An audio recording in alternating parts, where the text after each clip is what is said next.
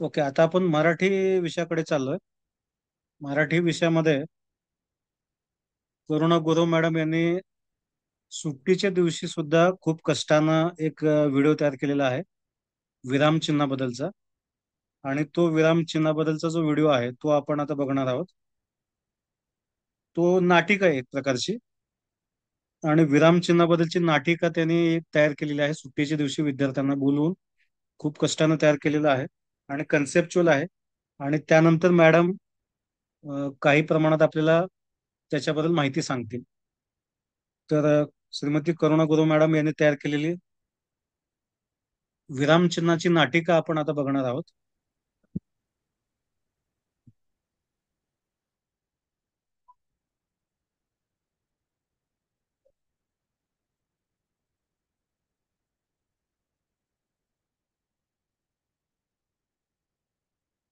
नमस्कार. निपुण महाराष्ट्र अभियान अंतर्गत कृती कार्यक्रमामध्ये विरामचिन्हासह वाचन लेखन यावर आधारित जो अध्ययन स्तर आहे त्या अध्ययन स्तरासाठी आम्ही ही नाटिका या ठिकाणी सादर करत आहोत.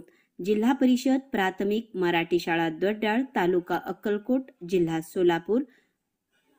नमस्कार. जिल्हा परिषद प्राथमिक मराठी शाळा दोड्याळ, तालुका अक्कलकोट, जिल्हा सोलापूर. आम्ही सादर करत आहोत विराम चिन्हांची धमाल. चला विराम चिन्ह शिकूयात, निपुण भारत होऊयात. नमस्कार, माझे नाव भाषा प्रभू, मी शिक्षक आहे. नमस्कार, मी आहे मिस्टर पूर्ण म्हणजेच पूर्णविराम. नमस्कार, मी आहे छोटा विराम, मला अल्पविराम किंवा स्वल्पविराम असेही म्हणतात. नमस्कार, मी आहे प्रश्नराजा म्हणजेच प्रश्नचिन्ह. नमस्कार, मी आहे उत्साही उद्गार, ओळखलत का मला? नमस्कार, मी आहे अवतरणबाई म्हणजेच अवतरण चिन्ह. नमस्कार, मी आहे एकेरी अवतरण चिन्ह. नमस्कार, मी आहे दुहेरी अवतरण चिन्ह. नमस्कार, मी आहे संयोग चिन्ह, तुम्हाला आम्हाला जोडणारी. नमस्कार, आम्ही आहोत अनु आणि मनू. आम्हाला विराम चिन्हे कोणती, कुठे, कसे, का वापरायचे मुळीच समजत नाही. बरं मुलांनो, आज आपल्याला भेटण्यासाठी काही खास पाहुणे आले आहेत. मला असं वाटतं की तुमची त्यांच्याशी मैत्री आहे पण त्यांचीच तुम्हाला मैत्री नाही. खरंच सर, कोण आहेत ते? विरामचिन्ह. विराम म्हणजे थांबणे अथवा विश्रांती. आपण बोलताना मध्ये मध्ये थांबतो, वाचताना सुद्धा मध्ये मध्ये थांबतो. विरामचिन्ह कोणते, प्रश्नचिन्ह कोणते, उद्गार कोणता, वाक्यात किती व कोठे थांबावे हे आपल्याला कळले पाहिजे. चला तर मग आपल्या पाहुण्याची ओळख करून घेऊ. नमस्कार, मी आहे पूर्णविराम. वाक्य पूर्ण झालो की मी येतो. मी नसल्यास वाक्य रेंगाळते आणि समजत नाही. बरं का? सांगा पाहू एक उदाहरण. मी शाळेला जातोय, ते येते पूर्णविराम. बरोबर म्हणू? नमस्कार, मी आहे सौ थांबा. अहो म्हणजेच स्वल्पविराम. बरं का मित्रांनो, एका जातीचे शब्द लागोपाठ आल्यास किंवा काही हाक मारून काही सांगताना नावापुढे किंवा संबोधनापुढे मी म्हणजेच स्वल्पविराम येतो. जसे की गंगा, यमुना, सरस्वती, कावेरी, गोदावरी या भारतातील नद्या आहेत. एक उदाहरण सांगा पाहू. श्यामल, पुस्तक दे. बरोबर अनु. मित्रांनो, ओळखलत का मला? मी आहे प्रश्नराजा.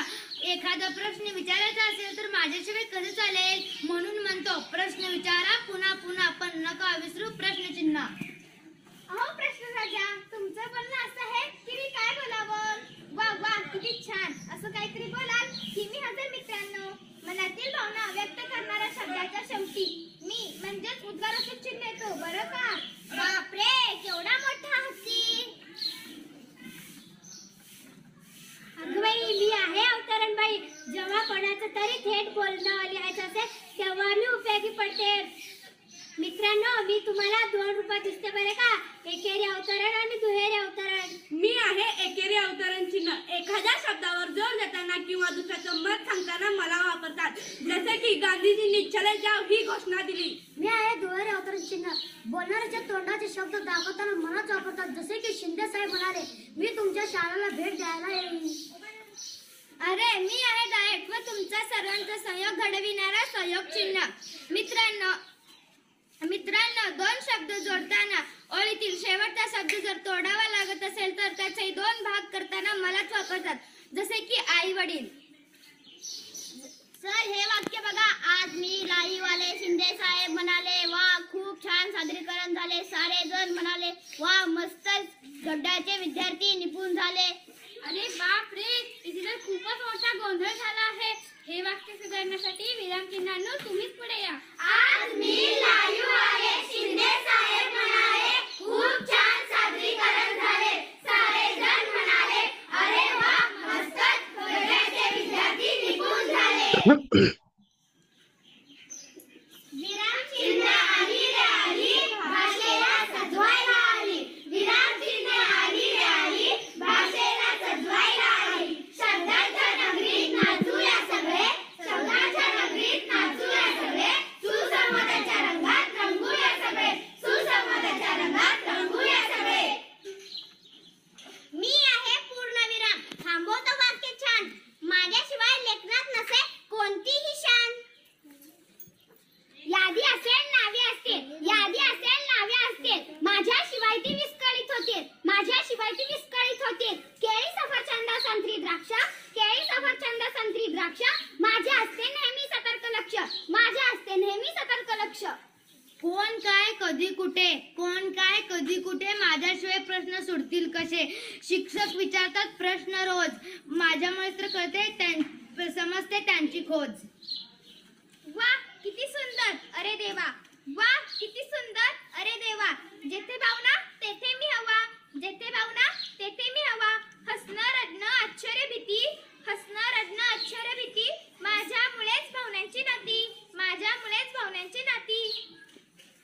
मी म्हणाले ते म्हणाले तोंडचे वाक्य सहज कळाले. मी म्हणाले ते म्हणाले तोंडचे वाक्य सहज कळाले. माझ्यामुळेच तर त्या वाक्याचे अर्थ जुळाले. माझ्यामुळेच तर त्या वाक्याचे अर्थ जुळाले. आई वडील भाऊ बहीण सर्व नाती जुळाली. आई वडील भाऊ बहीण सर्व नाती जुळाली. डायटच्या या संयोग मंचावर निपुण विषयी तळमळ कळाली. निपुण विषयी तळमळ कळाली. शब्दांचे नाजूक सितारे खुलवी भाषेचे सौंदर्य नारे. शब्दांचे हे नाजूक सितारे खुलवी भाषेचे सौंदर्य नारे. विरामचिन्हे शिकूया प्रेमाने. निपुण होऊयात लवकर सारे. विरामचिन्ह शिकूया प्रेमाने. निपुण होऊयात लवकर सारे. धन्यवाद.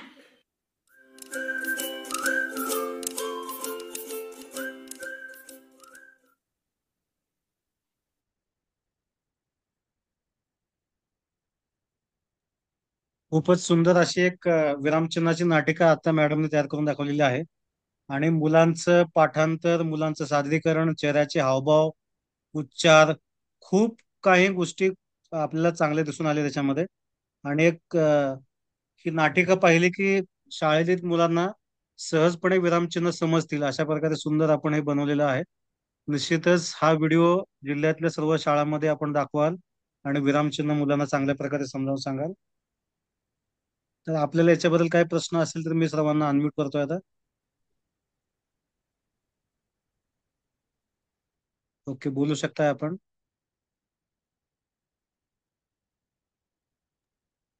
हॅलो. हो, बोला. सर्वप्रथम करुणागुरू मॅडम आणि दोड्याळ टीमचं खूप अभिनंदन. मॅडमचे उपक्रम नेहमीच आम्ही पाहत असतो बरं का. त्यांच्या स्टेटसवरती किंवा त्यांच्या युट्यूब चॅनलवरती खूप छान त्यांचं उपक्रम, त्यांचे जे शिकवण्याची पद्धती असते ती खरंच अनुकरणीय अशी असते. आणि ही नाटिका पाहून तर खूपच छान वाटलं, कारण हा घटक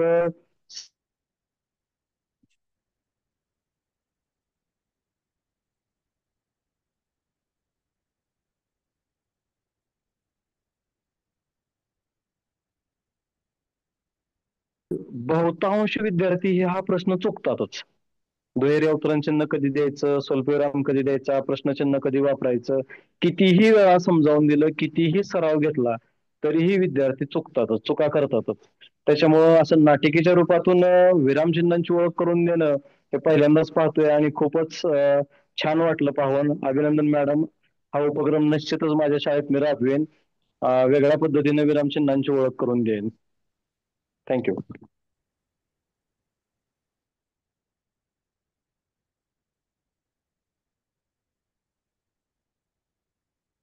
ओके, अजून कोण बोलणार आहे का?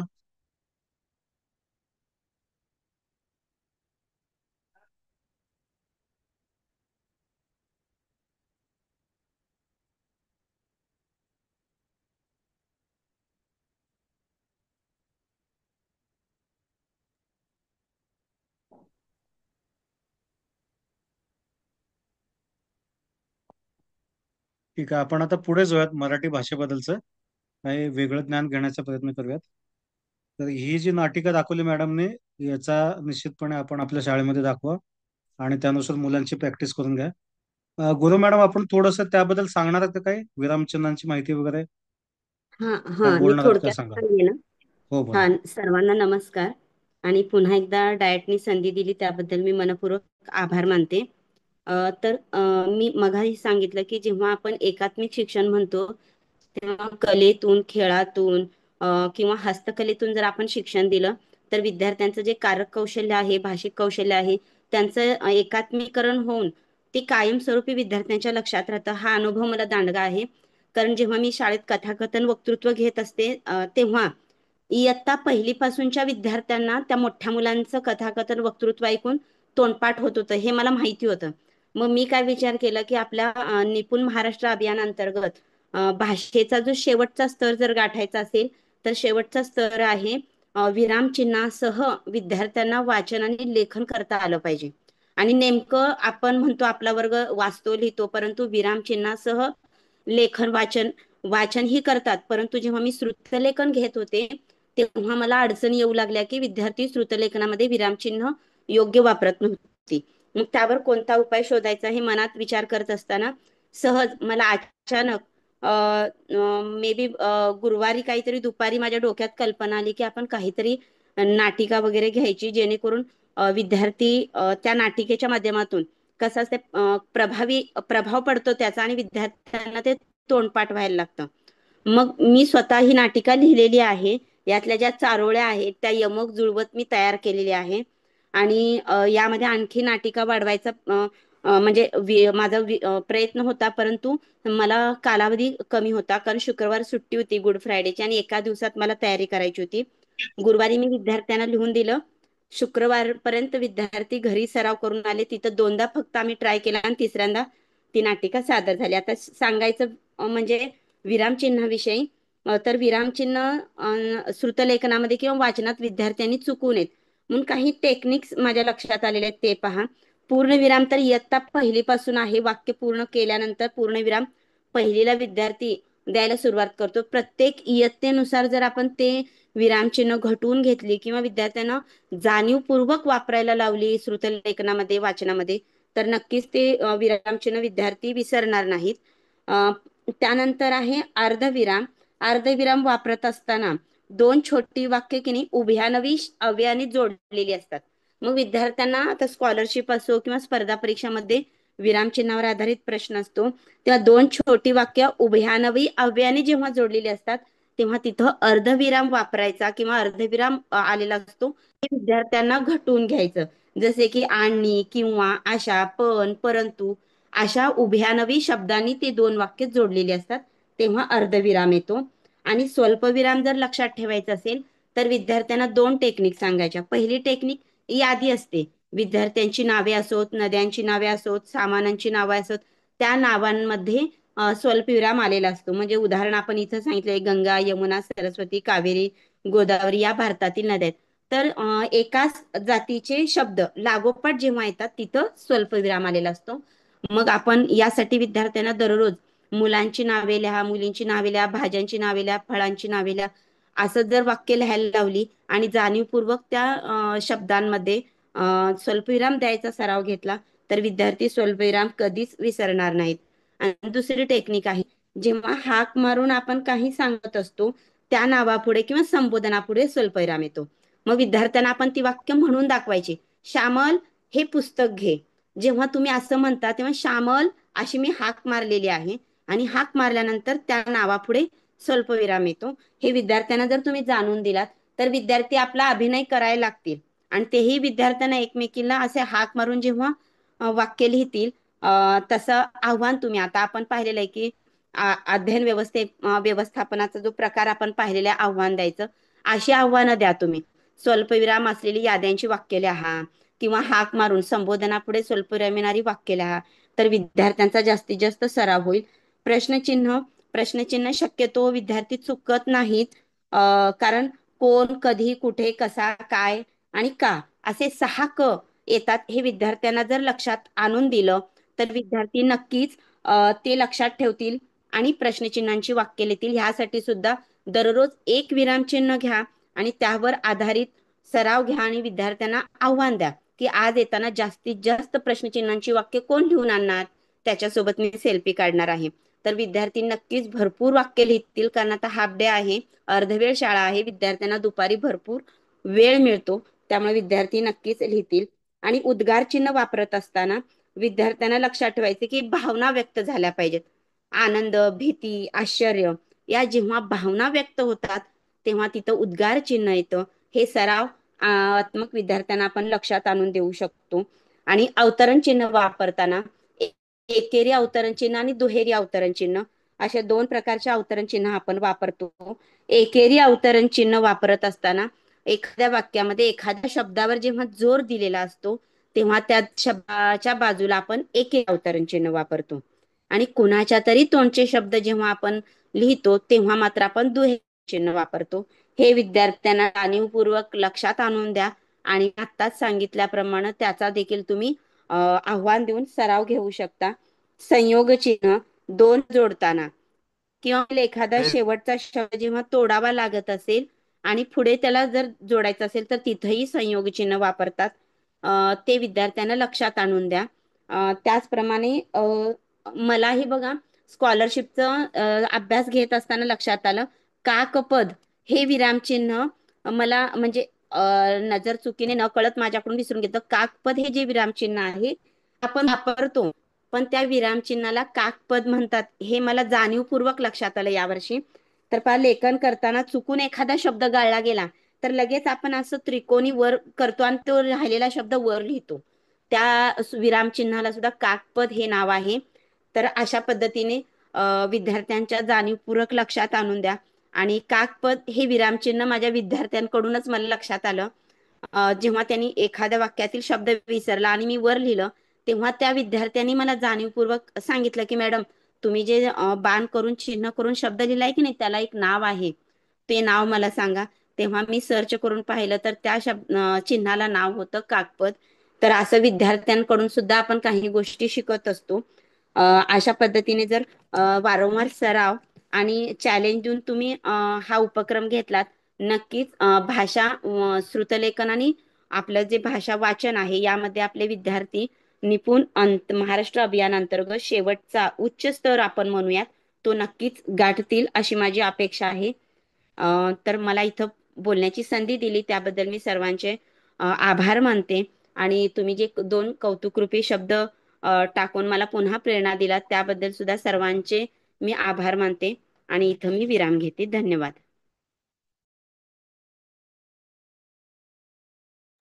अतिशय सुंदर मॅडम, छान प्रकारे आपण समजावून सांगितलेलं आहे सर्व विरामचिन्हाबद्दलची माहिती आणि तुम्हाला आलेला अनुभव देखील आपण छान प्रकारे सांगितलेला आहे.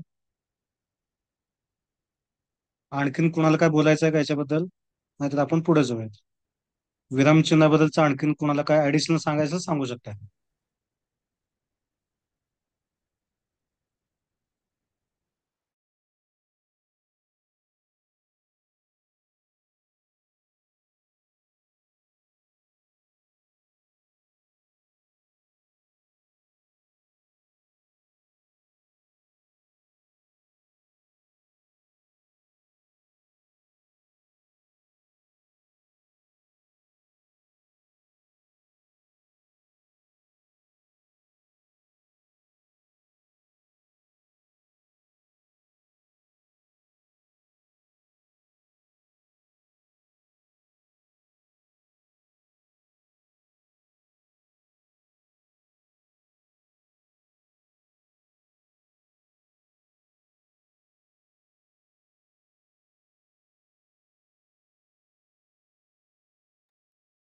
ठीक आहे.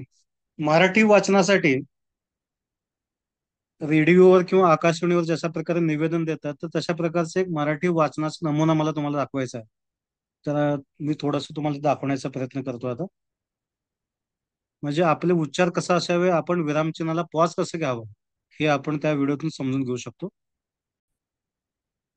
संतोष पवार सर, संगमेश्वर कॉलेज या ठिकाणी ते ज्युनियरला अधिव्याख्याता म्हणून शिकवतात. तर त्यांचा हा व्हिडिओ आहे, तर तो व्हिडिओ आपण बघूयात.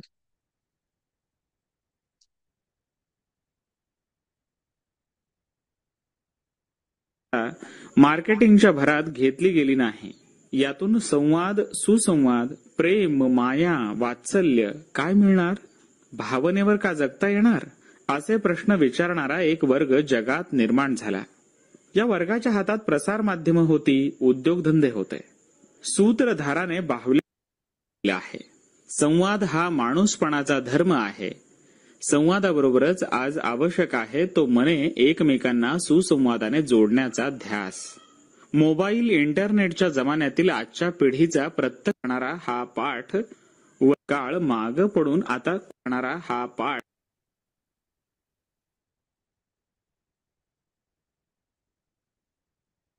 ते बघा, आता याच्यामध्ये हा जो पाठ सुरू होतो, न बोलताही संवाद होणारा संवेदनशील काळ, इथून हा पाठ वाचायला सुरुवात होतो. तर आपण हे वाचतात कसं ते थोडं लक्ष देऊयात आपण. आणि वाचन करताना फुल स्टॉप, स्वल्पविराम या गोष्टीकडे ते कसं लक्ष देऊन वाचन करतात ते थोडंसं आपण बघूयात. म्हणजे हा जो आहे, हा सुरुवातीचा पाठाबद्दल परिचय आहे. याच्यानंतर इथून पाठ चालू होतो. न बोलताही संवाद होणारा या ठिकाणी हा बघा, न बोलताही संवाद होणारा संवेदनशील काळ, इथून हे पाठ सुरू होतं आणि हे वाचतात कसं आपण लक्ष देऊया. पाठ वर्तमान स्थितीत अंतर्मुख करणारा आहे. प्रत्यक्ष पाठाला सुरुवात करूया. न बोलताही संवाद होणारा संवेदनशील काळ माग पडून आता खूप बोलूनही काळीज न ओलावणारा काळ आला आहे. कारण अनेक आहेत, पण मला जाणवणारं मुख्य कारण म्हणजे माणूस मिथ्या, सोनं सत्य हे तत्वज्ञान आर पार बिंबवलं गेलं आहे. पैसा मिळवला की माणूस सुखी होतो हा निष्कर्ष गरिबीतून येऊ शकतो, पण गरिबी दूर करताना दुसरेच एक आंतरिक दारिद्र्य निर्माण होऊ नये याची दक्षता मार्केटिंगच्या भरात घेतली गेली नाही. यातून संवाद, सुसंवाद, प्रेम, माया, वात्सल्य काय मिळणार? भावनेवर का जगता येणार? असे प्रश्न विचारणारा एक वर्ग जगात निर्माण झाला. या वर्गाच्या हातात प्रसार माध्यम होती, उद्योगधंदे होते. सूत्रधाराने बाहुल्यांना खेळवावं त्याप्रमाणे ह्या मंडळींनी गेल्या 25 वर्षात साऱ्या जगाचं एक भव्य मॉलमध्ये रूपांतर केलं. जिथे पैसा बोलतो, मन मात्र मुकं राहतं. एकदा पैशानं जगता येतं, पैशासाठी जगायचं असतं. हाच जगण्याचा उद्देश झाला की मग शिक्षण पैशासाठीच होतं. सजणं, धजणं, प्रेम, कलानिर्मिती, श्रद्धा, भक्ती, मंदिरं यांचीही दुकानं होतात. मग दुकानातली भाषा खरेदी विक्रीचीच असते. तिथे संवाद नसतो, असतो तो खरेदी विक्रीचा व्यवहार. हीच दुकानाची लागण बाहेरून आत सरकली. बघता बघता घरही अबोल झाली. आई वडील यांच्या स्पर्शातून जाणवणारं वात्सल्य उबदार घर आर्थिक हव्यासाच्या बुलडोझराखाली भुईसपाट झालं आणि तिथं बांधला गेला नात्याचा एक चकचकीत काच महाल. इथे माणूस दिसत होता पण जाणवत नव्हता. ओठ हलत होतं पण साद पोहोचत नव्हती. ज्या पिढीनं उत्कट नात्यांचे दुथडी भरून काठ अनुभवले ती पिढी काठावरच फेकली गेली. डोळ्यात खिन्न अश्रू आणि काळजात क्रंदन घेऊन फक्त बघत राहिली. हे काय घडतंय? माणसं असं का वागतायत? शिक्षणाचं असं काय होतंय? वृत्तपत्र समाजाला कुठं नेतायत? कोसळत कोसळत अजून सारी पडझड कुठपर्यंत खाली जाणार आहे? याचा पोखरणारा भुंगा घेऊन 70-75ची मनं कातर होत राहिली. अर्थात त्यांना काय वाटतंय याकडे लक्ष द्यायला दुकान रूप जगाला पैशानंच सुख खरेदी करायला निघालेल्या घराला वेळच कुठे होता. तरुण चाकं धावत होती. म्हातारे पाय काठावर थरथरत उभेच होते. पहिलं तीरावरचे नाव येईल म्हणून. संवादाचं मूल्य तुडवणाऱ्या या काळात संवेदनांचे निरोप समारंभ होऊ लागले. घर, शाळा, मंदिरं ही समाजाची आशास्थानं होती, पण या काळात घर म्हणजे 4 घटकांचा निवारा. पुन्हा पोटार्थी आकाशात उडून उडून थकून भागल्यावर टेकायला एक लॉज एवढंच काय ते घर उरलं. वडील 6-8 महिने दौऱ्यावर, घरात आले की सारखे फोनवर, आई कामावर, घरी आली की सिरियल बघण्यात मग्न. मुलं पळतायत या क्लासमधून त्या क्लासमध्ये प्रश्नपत्रिकांचे गठ्ठे सोडवत. संवाद कुठला? फी भरायला पैसे हवेत, हॉटेलमध्ये जाऊया.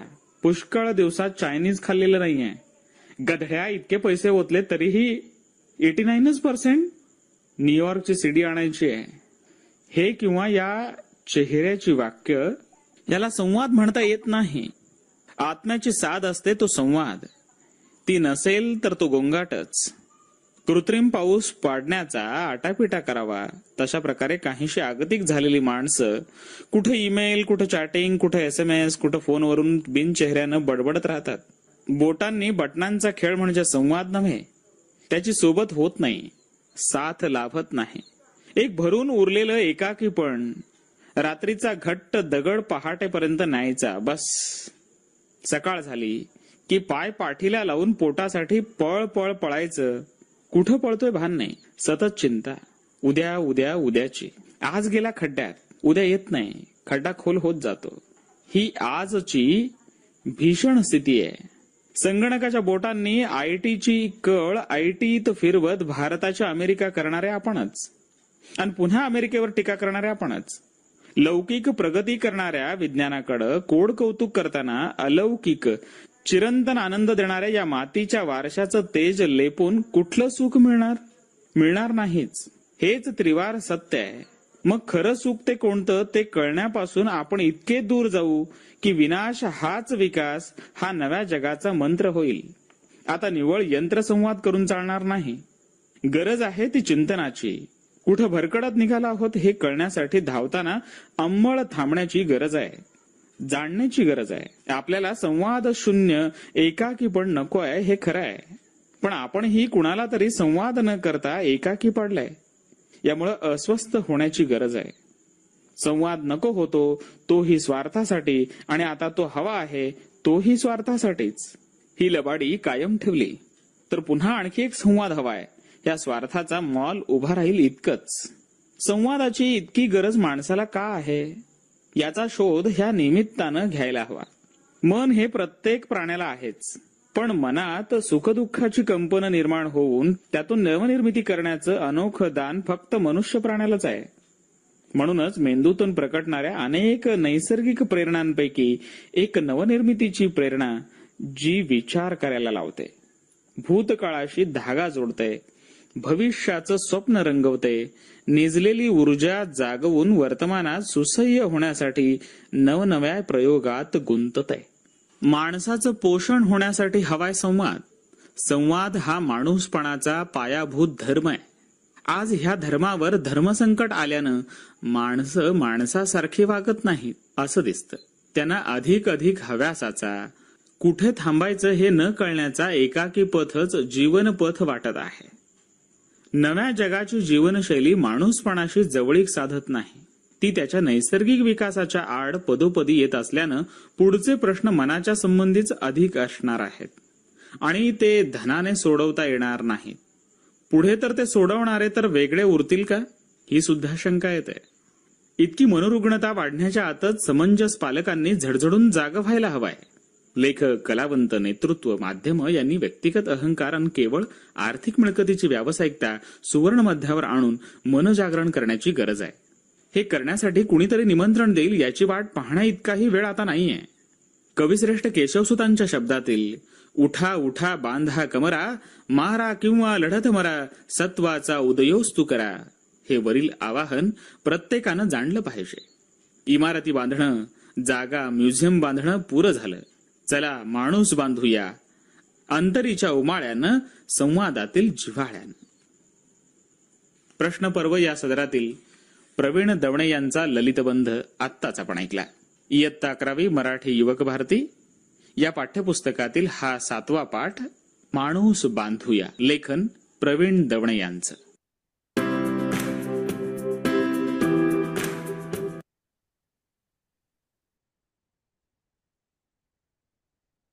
तर हे मुद्दा म्हणून मी तुम्हाला दाखवलेलं आहे. याचं कारण असं आहे, संतोष पवार सर हे आकाशवाणी सोलापूर या ठिकाणी काम करतात. ते निवेदक आहेत आणि उत्कृष्ट वाचक आहेत. तर वाचताना विरामचिन्हाचा ज्या ज्या ठिकाणी विरामचिन्ह येतात त्या ठिकाणी आपण पॉज कसा घ्यावा, स्ट्रेस कसा असावा, इंटोनेशन कसं असावं, याचं उत्तम उदाहरण म्हणजे संतोष पवार सर आहे. त्यामुळं आपल्या देखील निपुण भारत आणि निपुण महाराष्ट्रामध्ये जे काही स्तर दिलेले आहेत, तर त्याच्यातला एक स्तर आहे की मुलं विरामचिन्हांचा वापर करून वाचतात. ओके, तर अशा प्रकारे दिलेलं आहे. म्हणून मी तुम्हाला मुद्दा म्हणून हे उदाहरण दाखवलेलं आहे की जेणेकरून तुम्हाला हे चांगल्या प्रकारे समजून येईल की सर स्वल्पविरामच्या वेळेस कसं वाचत होते, फुल स्टॉपच्या वेळेस पॉज कसं घेत होते, अर्धविरामच्या वेळेस कसं कशा प्रकारे पॉज घेत होते, ह्या खूप साऱ्या गोष्टी तुम्हाला महत्वाच्या होत्या, म्हणून हे मुद्दाम दाखवलेलं आहे. तर निश्चितच आपण त्यांचा जो यूट्यूब चॅनल आहे, तर त्याच्यावर देखील जाऊन तुम्ही बघू शकताय. तर त्यांचं नाव आहे radio radio Santosh, RADIOSANTOSH. Radio Santosh नावाचं त्यांचं युट्यूब चॅनल आहे. तर त्यांनी इयत्ता 11वीचे सर्व पाठ्यघटक, कविता या व्यवस्थितरित्या वाचून त्या ठिकाणी अपलोड केलेले आहे. तर निश्चितपणे आपण आपल्या विद्यार्थ्यांना, कारण कसं असतं की शालेय जीवनामध्ये विद्यार्थ्यांना शिक्षक जर चांगल्या प्रकारे वाचन करून दाखवत असेल, तर तशा प्रकारची वाचन करण्याची शैली विद्यार्थ्यांची वाढते.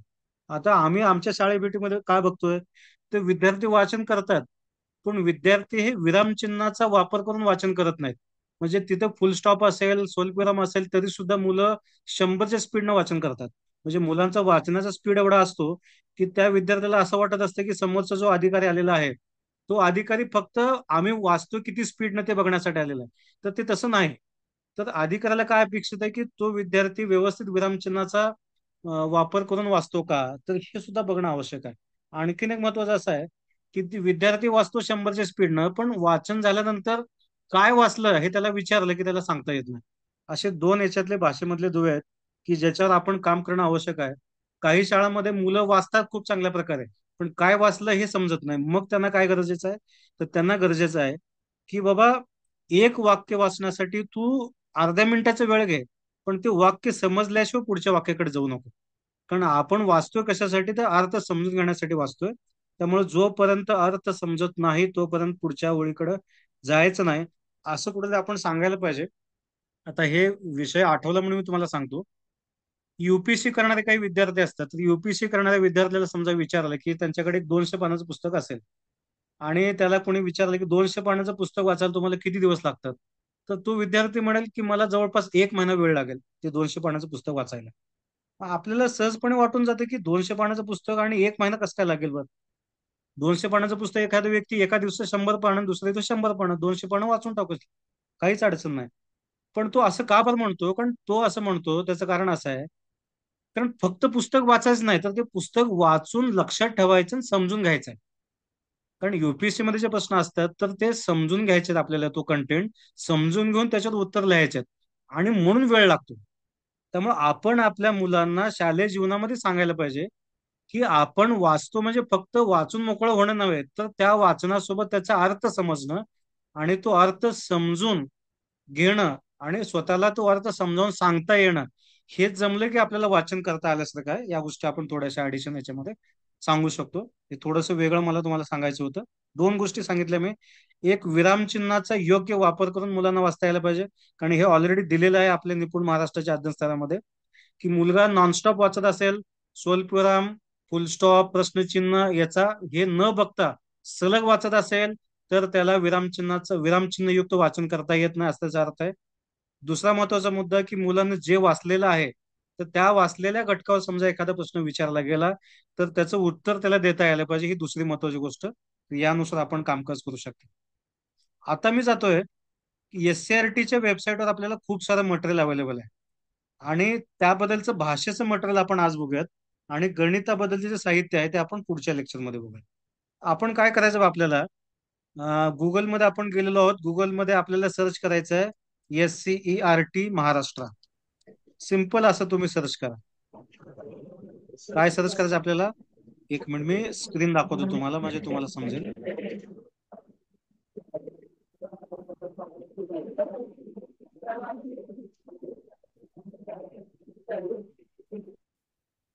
हे बघा, आपल्याला काय सर्च करायचं याच्यामध्ये, इथं सर्च केलं बघा,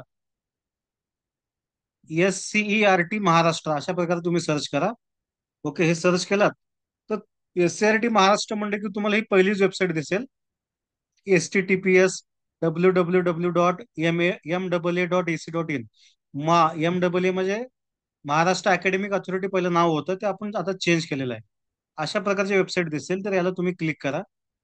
याला आपण क्लिक केलं, याला क्लिक केल्यानंतर तुम्हाला इथे दिसेल निपुण महाराष्ट्र. या ठिकाणी उजव्या बाजूला तुम्हाला दिसेल, उजव्या बाजूला निपुण महाराष्ट्र टॅब आहे. या निपुण महाराष्ट्र टॅबला तुम्ही क्लिक करा. या निपुण महाराष्ट्र टॅबला आपण क्लिक केलं की तुम्हाला पुढे काय दिसेल बघा. तर याच्यामध्ये गणित आणि भाषा एफएलएन खूप सारे साहित्य किंवा मटेरियल आपल्याला साठी अवेलेबल आहेत. तर याचा वापर आपण करू शकतो मुलांच्या अध्ययनासाठी प्रगती करण्यासाठी. तर हे निपुण महाराष्ट्र कृती कार्यक्रम आहे आणि या निपुण महाराष्ट्र कृती कार्यक्रमांतर्गत पूर्व प्राथमिक विद्यार्थ्यांसाठी काही मटेरियल आहे, गणितासाठी आहे, एफएलएन साहित्य आहे, भाषेसाठी आहे आणि कर्व्या मैत्री गणिताशी अशा प्रकारचे एवढे आपल्या समोर डाउनलोडचे टॅब अवेलेबल आहेत. तर याच्यातलं फक्त आपण भाषा आज बघूयात आणि पुढच्या लेक्चरमध्ये आपण राहिलेलं गणित, एफएलएन साहित्य हे बघूयात. तर हा 4 नंबरचा जो विषय आहे भाषा, तर हे मी डाउनलोड मधला हा ओपन टॅब सिलेक्ट करतोय. हे झालं आता ओपन. आता याच्यामध्ये काय काय आपल्याला दिसेल बघा. तर याच्यामध्ये आहे 100 दिवस वाचन अभियान. तर या 100 दिवस वाचन अभियानामध्ये काय आहे? 100 दिवस वाचन अभियानामध्ये दररोज भाषा विषयक कोणकोणत्या कृती करायच्या अशा दररोजच्या कृती देण्यात आलेल्या आहेत. काही ऍक्टिव्हिटी देण्यात आलेल्या आहेत. तर ह्या ऍक्टिव्हिटी तुम्ही मुलांकडून सोडून घेऊ शकताय. आता याच्यात काय दिलं मी थोडंसं तुम्हाला दाखवतो. डाउनलोड केलेलं आहे ऑलरेडी मी, म्हणजे तुम्हाला समजेल. तर हे आहे 100 दिवस मराठी 100 दिवस वाचन अभियान. तर याच्यातले तुम्हाला जे आवडतात उपक्रम ते राबवू शकता. आता ग्रंथालय भेट आहे हा पहिला उपक्रम आहे. पुढे आहे फळे आणि फुले, हावभावयुक्त कविता, सहभागी वाचन, गोष्टी पुन्हा पुन्हा सांगणे, शीर्षक वृक्ष, मी कोण आहे. अशा प्रकारे आपल्याला 100 दिवसाच्या वाचन अभियानामध्ये या संपूर्ण ऍक्टिव्हिटी तुम्हाला दिसून येतील की ज्याचा वापर तुम्ही करू शकताय. दुसरा आहे वाचन पाठ. वाचन पाठ मध्ये काय बघा. वाचन पाठ मध्ये आपण काय बघूयात. वाचन पाठ हा मला वाटतं ऍक्टिव्हिटी कार्ड असेल. एकदा मी ओपन करून बघतो. ठीक आहे, हा आहे ऍक्टिव्हिटी कार्ड. तर वाचन पाठ मध्ये आपल्याला काय दिसेल. वाचन पाठ मध्ये पूरक वाचन पाठ संच आहे. तर याच्यामध्ये काही पाठ आहेत. पाठाचे नाव तुम्हाला या ठिकाणी दिसेल. केक म्हणजे दुसरी तिसरीच्या मुलांसाठी अशा प्रकारे काही प्रकारच्या कविता आहेत, त्याच्यावरचे प्रश्न आहेत, म्हणजे मुलांना अशा प्रकारे सोडवता येतील. हे असे कार्डशीट आपण वापरू शकतो. आता हे वाच, तर वाचण्यासाठी सुद्धा कार्डशीट या ठिकाणी आहेत. वाक्यांचा क्रम लाव, म्हणजे एकूण 5 वाक्य दिलेले आहेत. तर ह्या 5 वाक्यांचा क्रम लावायचा आहे. तर अशा प्रकारचे ह्या काही ऍक्टिव्हिटी याच्यामध्ये देण्यात आलेल्या आहेत. तर हा झाला दुसरा मुद्दा याच्यातला. तिसऱ्याकडे आपण जाऊयात. तिसरा आहे भाषिक खेळ पुस्तिका. तर भाषिक खेळ पुस्तिकेमध्ये काय बघा. भाषिक खेळ पुस्तिकेमध्ये आपल्याला दिसेल की काही मराठी विषयामध्ये खेळ आहेत. तर त्याची माहिती या ठिकाणी देण्यात आलेली आहे. भाषिक खेळ कोणकोणते खेळ आहेत बघूया. ऐका हो ऐका, अटक मटक चवळी चटक, ओळखा पाहू, माझा आवाज ऐका. अशा प्रकारचे वेगवेगळ्या आपल्याला याच्यामध्ये ऍक्टिव्हिटी या ठिकाणी दिसून येतात. किती आहेत एकूण याच्यामध्ये ते आपण बघितलं तर जवळपास 128. बघा 128 एकूण याच्यामध्ये काय आहेत. 128 हे भाषिक खेळ आहेत. आणि हे भाषिक खेळ तुम्ही तुमच्या वर्गामध्ये मुलांकडून घेऊ शकताय. म्हणजे निपुण महाराष्ट्र कृती कार्यक्रम जर तुम्हाला राबवायचा आहे तर याच्यातलीच एखादी कृती असेल, याच्यातलीच एखादी ऍक्टिव्हिटी असेल तर ती आपण घेऊ शकताय आणि आपल्या या भाषिक खेळाच्या साह्यानं आपले विद्यार्थी प्रगत करू शकताय. तर ऐका व ऐका हे श्रवण कौशल्यासाठी आहे. अंदाज बांधता येणं, ओळखा पाहू म्हणजे स्पर्शावरून वस्तूंची नावं सांगता येणं, म्हणजे खूप सारे असे भाषिक खेळ तुम्हाला या ठिकाणी दिसतील. पुढे आहे विद्याप्रवेश. आता विद्याप्रवेश हा जो कार्यक्रम आहे इयत्ता पहिली साठी आपण हा राबवतो. इयत्ता पहिलीच्या विद्यार्थ्यासाठी विद्याप्रवेश कार्यक्रम राबवतो आपण. विद्याप्रवेशमध्ये एकूण 50 एक ऍक्टिव्हिटी याच्यात देण्यात आलेल्या होत्या इयत्ता पहिलीसाठी. तर या ऍक्टिव्हिटी तुम्ही दुसरी तिसरी चौथीच्या मुलासाठी सुद्धा वापरू शकता. हे बघा याच्यामध्ये एकूण कृती पुस्तिका आहे आणि याच्यामध्ये एकूण 50 ऍक्टिव्हिटी देण्यात आलेल्या आहेत जवळपास. हे बघा एकूण 50 ऍक्टिव्हिटी आहेत आणि या ऍक्टिव्हिटी सुद्धा आपण आपल्या मुलांसाठी घेऊ शकता. ओके, ह्या ऍक्टिव्हिटी आहेत. कृतीपत्रिका 1, 2, 3, 4 अशा प्रकारे याच्यामध्ये ऍक्टिव्हिटी आहेत. विशेष करून दुसरी तिसरीच्या मुलासाठी तुम्ही हे वापर करू शकताय आणि या ऍक्टिव्हिटी सहाय्यानं मुलं आपले अध्ययन स्तराच्या शेवटच्या टप्प्यापर्यंत घेऊन जाऊ शकतात. शिक्षक मार्गदर्शिका सुद्धा आहे आणि त्याच्यात सुद्धा ती ऍक्टिव्हिटी कशा प्रकारे घ्यायची ही सुद्धा माहिती सांगण्यात आलेली आहे. पुढे शिकू आनंदी विद्यार्थी कृती पुस्तिका. तर शिकू आनंदमध्ये इयत्ता पहिली, दुसरी, तिसरी, चौथी, इयत्ता 10वी पर्यंत आपल्याला शिकू आनंदी पुस्तिका आहेत. तर शिकू आनंदी पुस्तिकेमध्ये काही एक्झाम्पल आपण बघूयात. पहिलीपासून तुम्ही पुस्तक वापरू शकता, कारण मुलांना बेसिक याच्यातलं चांगल्या प्रकारे अंडरस्टँडिंग होईल. तर शिकू आनंदेमध्ये एकूण इथं बघितलं तर 32 प्रकारचे एकूण अनुक्रमणिकेमध्ये मुद्दे दिसतात. आणि याच्यामध्ये सुद्धा अशा प्रकारे काय ऍक्टिव्हिटी आहेत, भाषेच्या ऍक्टिव्हिटी आहेत, की ज्या भाषेची ऍक्टिव्हिटी तुम्ही याच्यामध्ये मुलांकडनं सोडून घेऊ शकताय, फळ्यावर देऊन सुद्धा मुलांकडे सोडून येऊ शकताय. या ठिकाणची कृती बघूयात आपण. शेवटी त आवाज जोडून शब्द म्हण. रजत, ओके, नाचत, भिजत, वाजत, डुलत. म्हणजे मुलं अशा चांगल्या प्रकारे ऍक्टिव्हिटी करू शकतात, दुसरीचे मुलं, तिसरीचे मुलं. अशा प्रकारे या ठिकाणी या ऍक्टिव्हिटी आहेत की ज्याचा वापर आपण करू शकता. शिकू आनंदे विद्यार्थी कृती पुस्तिका, येतं 1ली ते 5वी पर्यंतची पुस्तिका वापरू शकता तुम्ही. मुलं चांगले प्रगत असतील तर पुढच्या इथे सुद्धा तुम्ही वापरू शकता. शिक्षक मार्गदर्शिका सुद्धा या ठिकाणी अवेलेबल आहे. पुढं आहे स्तर आधारित वाचन साहित्य. स्तरा आधारित वाचन साहित्यामध्ये माझी पुस्तिका मराठी ब्लॉग एक. तर याच्यामध्ये हे मला वाटतं लवकरच अपलोड होईल, कारण ह्याच्यामध्ये थोडासा एरर येतोय. तर निश्चितपणे आपण चेक करत राहा याच्यामध्ये कधी अपलोड होतं हे. आणि सर्वात महत्वाचं आहे ते म्हणजे माननीय प्रधान सचिव नंदकुमार साहेब असताना आपलं एक ट्रेनिंग झालं होतं. भाषा आणि गणिताचं मूलभूत ट्रेनिंग झालं होतं. मूलभूत वाचन शिक्षक घटक संच आणि अध्ययन साहित्य समृद्धी संच. मूलभूत वाचन गणित आपलं हे जे ट्रेनिंग झालं होतं, तर त्या प्रशिक्षणातले हे पीडीएफ आहेत. तर हे पीडीएफ सुद्धा तुम्ही वापर करू शकताय. मूलभूत अध्ययन वाचन साहित्य, ओके. तर हे खूप चांगल्या प्रकारे आहे, खूप म्हणजे खूप चांगल्या प्रकारे याच्यामध्ये मूलभूत वाचन साहित्य आहे. तर याचा आपण वापर करा. हे दोन्ही सुद्धा वापर करू शकता. शालेय स्पर्धा परीक्षा संदर्भ पुस्तकं आहेत, शैक्षणिक पोस्टर्स आहेत, सेतू अभ्यासक्रम साहित्य आहे 2री, 3री, 4थी, 5वी साठी. याच्यातले सुद्धा काही काही ऍक्टिव्हिटी म्हणा किंवा काही प्रश्न म्हणा, सरावासाठी आपण याच्यातले सुद्धा घेऊ शकता. म्हणजे इतकं सारं मटेरियल या वेबसाईटला तुम्हाला मिळेल. काय काय मटेरियल आपण बघितलं बघा, एकदा आपण बघूयात रिव्हिजन करून. तर याच्यामध्ये आपण सुरुवातीला बघितलं 100 दिवस वाचन अभियान. याच्यामध्ये खूप साऱ्या ऍक्टिव्हिटी आहेत ज्याचा वापर आपण करू शकतो. वाचन पाठ आहे, याच्यामध्ये ऍक्टिव्हिटी कार्डशीट आहेत. भाषिक खेळ पुस्तिका आहेत. भाषिक खेळ पुस्तिकेमध्ये 128 खेळ आहेत. विद्याप्रवेशमध्ये 50 कृती कार्यक्रम आहेत. शिकू आनंदे विद्यार्थी कृती पुस्तिकेमध्ये येतं 1ली ते 5वीचे आपण वापर करू शकताय. त्याच्यामध्ये सुद्धा काही ऍक्टिव्हिटी, शिक्षक मार्गदर्शिका आहे. मूलभूत वाचन कार्यक्रमामध्ये सुद्धा तुम्हाला ऍक्टिव्हिटी मिळेल. शैक्षणिक पोस्टर आहेत आणि सेतू अभ्यासक्रम साहित्य. इतकं सारं मटेरियल आपल्याला आहे या एसआरटीच्या वेबसाईटला अवेलेबल आहे, की या संपूर्ण घटकाचा वापर करून आपले विद्यार्थी जे आहेत ते शेवटच्या स्तरामध्ये जातील यासाठी आपण निश्चितपणे कामकाज करू शकताय. इतर या वेबसाईटचा आपण वापर करा. सिम्पल सर्च करायचं मी तुम्हाला सांगितलंय. SCERT महाराष्ट्र असं सर्च करा, तुम्हाला ही वेबसाईट दिसेल. www.maa.ac.in. MAA म्हणजे महाराष्ट्र अकॅडमिक अथॉरिटी असं नाव होतं म्हणून MAA. आता ते नाव बदललेलं आहे. आता आपलं नाव हे झालंय राज्य शैक्षणिक संशोधन व प्रशिक्षण परिषद महाराष्ट्र पुणे, असं याचं सध्या नाव आहे. तर या वेबसाईटला आपल्याला मिळेल. गणित सुद्धा आपण बघू शकताय. गणित या ठिकाणी गणित आहे, गणित सुद्धा आपण बघू शकताय.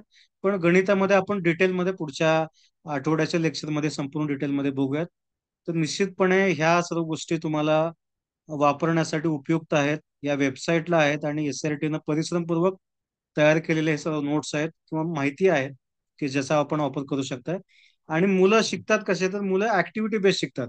आपण फळ्यावर काहीतरी लिहून देतो आणि काहीतरी चालू आहे, याच्यापेक्षा मुलांना मजा येते ते म्हणजे कार्डशीटवर लिहिणं किंवा काही तुम्ही असं ऍक्टिव्हिटी करून दिलेली आहे आणि त्याच्यात तुम्ही लिहायला सांगितलेलं आहे बरं, असं मुलांना थोडंसं इंटरेस्टिंग होतं.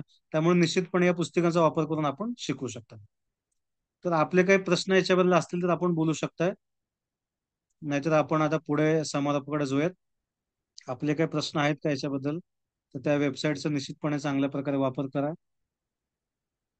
किंवा आजचा हे सेशन कसं वाटलं, जवळपास तुम्ही 1 तास 50 मिनिट आपल्या सोबत आहात आणि या 1 तास 50 मिनिटामध्ये आपल्याला कशा प्रकारे हे लेक्चर वाटले, असे काही आपल्या शिक्षक बांधवांचे ज्या ऍक्टिव्हिटी आहेत तर त्या ऍक्टिव्हिटी तुम्हाला कशा वाटल्या याबद्दल आपण मत व्यक्त करू शकतो.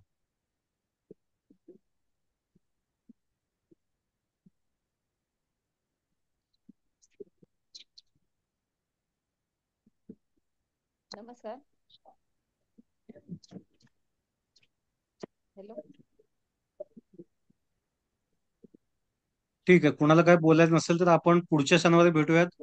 आणि पुढच्या शनिवारीसाठी मी आवाहन करतोय की आपल्यामध्ये जे काही शिक्षक या ठिकाणी जमलेले आहेत, तर याच्यातील कोणी शिक्षक जर असा असेल की मी सुद्धा माझ्या शाळेमध्ये काही वेगळे उपक्रम राबवतो भाषा गणिताचे, आणि मला सुद्धा हे शेअर करण्याची संधी मिळावी, तर निश्चितपणे आपण तुम्हाला संधी देऊयात. आणि आपण संपूर्ण सोलापूर जिल्ह्यातील शिक्षकासाठी आपले हे अशा प्रकारे ऑनलाईन लेक्चर ठेवूयात. तर निश्चितपणे आपण चांगली तयारी करा. किंवा काही आपले ओळखीचे शिक्षक आहेत की जे अशा प्रकारे ऍक्टिव्हिटी बेस्ड मुलांना शिकवतात, तर त्यांच्यापर्यंत हा मेसेज पोहोचवा. आपण सर्वजण या ठिकाणी उपस्थित राहिलात. आणि या कार्यक्रमासाठी डाएटचे सन्माननीय प्राचार्य माननीय जितेंद्र साळुंके साहेब यांनी मार्गदर्शन केलं. त्यासोबतच उपस्थित सर्व अधिव्याख्याता, सर्व सोलापूर डाएट टीम, प्रशासन शाखेतील सर्व अधिकारी, सर्व शिक्षक बांधव यांचे मी आभार मानतो आणि आजचा हा कार्यक्रम संपला असं मी